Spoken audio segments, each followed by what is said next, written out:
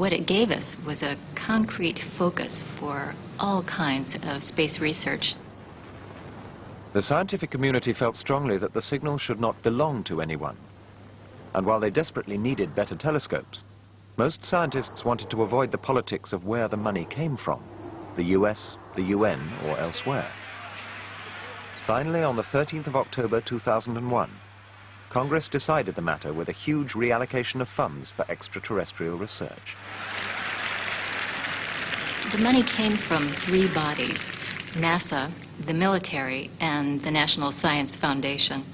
And it amounted to about $20 billion each year for 10 years. What it covered was space exploration, manned and unmanned, a new telescope program, defense systems, and genetic engineering. It was inevitable that genetic engineering would become a part of the new initiative. If human beings were ever going to travel across the galaxy, they would have to live beyond their natural lifespan. To achieve this, it would be necessary to create humans that had been biologically modified.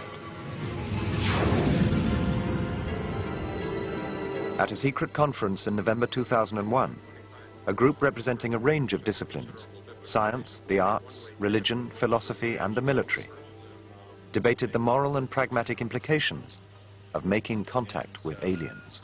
We need to make plans for lots of different strategies, defusing situations, protecting ourselves, as paranoid as it sounds. It's a presumably cultured species of some sort.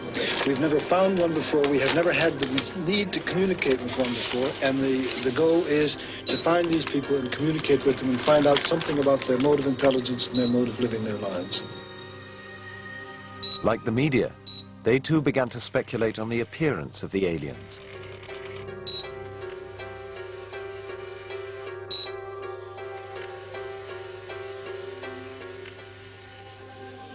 But government officials knew their efforts to decode the extraterrestrial message would be wasted without new telescopes that could receive a much clearer signal. They asked us what we wanted, and we said 73 100-meter telescopes, all grouped together, which is an extraordinary collecting area, and we got it. It was like Christmas.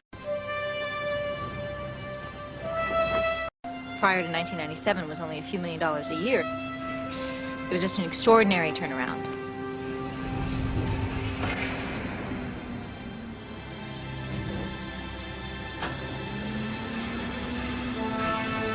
By the spring of 2002, the new telescope building program, which continues to this day, had begun.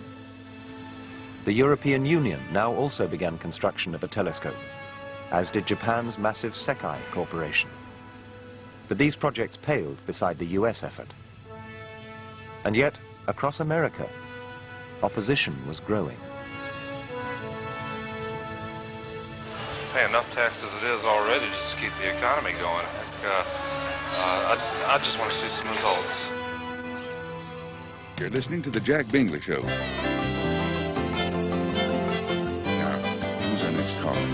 Radio stations reported a flood of calls, some supportive, but many angry about the high taxes needed to build telescopes.